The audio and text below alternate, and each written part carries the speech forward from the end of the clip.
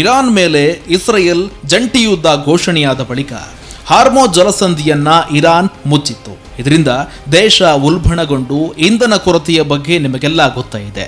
ಆದರೆ ಇದೀಗ ಭಾರತಕ್ಕೆ ಒಂದು ರಾಜತಾಂತ್ರಿಕ ಗೆಲುವು ಲಭಿಸಿದೆ.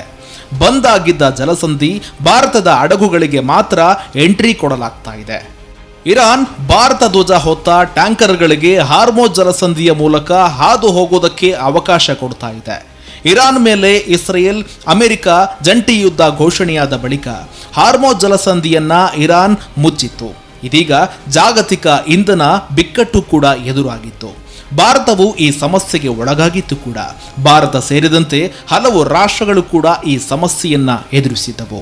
ಪರಿಹಾರವಾಗಿ ಇರಾನ್ ಭಾರತ ಧ್ವಜ ಹೊತ್ತ ಟ್ಯಾಂಕರ್ಗಳಿಗೆ ಹಾರ್ಮೋಜ್ ಜಲಸಂಧಿಯ ಮೂಲಕ ಹಾದು ಹೋಗೋದಕ್ಕೆ ಈಗ ಅವಕಾಶ ಕೊಟ್ಟಿದೆ. ವಿದೇಶಾಂಗ ಸಚಿವ ಎಸ್ ಜೈಶಂಕರ್ ಮತ್ತು ಇರಾನ್ ವಿದೇಶಾಂಗ ಸಚಿವ ಅಬ್ಬಾಸ್ ಅರಗ್ಚಿ ನಡುವಿನ ಮಾತುಕತೆಯ ನಂತರ ಈ ಪ್ರಗತಿ ಕಂಡುಬಂದಿದೆ. ಅಮೆರಿಕ, ಯುರೋಪ್ ಮತ್ತು ಇಸ್ರೇಲ್ನ ಹಡಗುಗಳು ನಿರ್ಬಂಧಗಳನ್ನು ಎದುರಿಸುತ್ತಲೇ ಇದ್ದರು.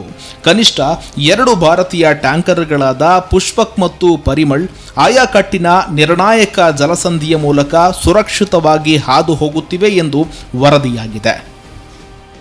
ಸೌದಿ ಅರೇಬಿಯಾದಿಂದ ಕಚ್ಚಾ ತೈಲ ಸಾಗಿಸುತ್ತಿದ್ದ ಲೈಬೇರಿಯನ್ ಧ್ವಜ ಹೊತ್ತ ಟ್ಯಾಂಕರ್ ಭಾರತೀಯರೊಬ್ಬರ ನಾಯಕತ್ವದಲ್ಲಿ 2 ದಿನಗಳ ಹಿಂದೆ ಹಾರ್ಮೋಜ್ ಜಲಸಂಧಿಯನ್ನ ತೆರವುಗೊಳಿಸಿ ಅಮೆರಿಕ, ಇಸ್ರೇಲ್, ಇರಾನ್ ಮೇಲೆ ದಾಳಿ ಮಾಡಿದ ನಂತರ ಸಮುದ್ರ ಸಂಚಾರ ಬಹುತೇಕ ಸ್ಥಗಿತಗೊಂಡಿರುವ ಜಲಮಾರ್ಗವನ್ನ ಸುರಕ್ಷಿತವಾಗಿ ಸಾಗಿಸಿದ ಭಾರತದ ಮೊದಲ ಹಡಗು ಇದಾಗಿದೆ.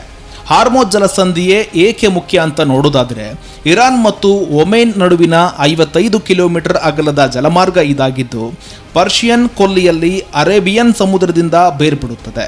ಇಲ್ಲಿ ದಿನಕ್ಕೆ ಸುಮಾರು 13 ಮಿಲಿಯನ್ ಬ್ಯಾರೆಲ್ ತೈಲವು ಸಾಮಾನ್ಯವಾಗಿ ನೀರಿನ ಮೂಲಕ ಚಲಿಸಲೇಬೇಕಾಗುತ್ತದೆ.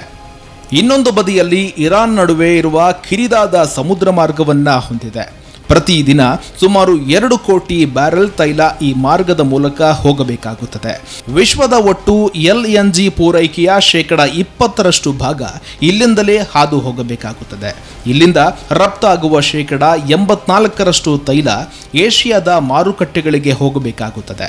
ಆದರೆ ಇದೀಗ ಭಾರತಕ್ಕೆ ಒಂದು ರಾಜತಾಂತ್ರಿಕ ಗೆಲುವು ಲಭಿಸಿದೆ. ಬಂದ್ ಆಗಿದ್ದ ಜಲಸಂಧಿ ಭಾರತಕ್ಕೆ ಮಾತ್ರ ಓಪನ್ ಆಗಿದೆ ಅಂತ ಕಂಡು ಬರ್ತಾ ಇದೆ.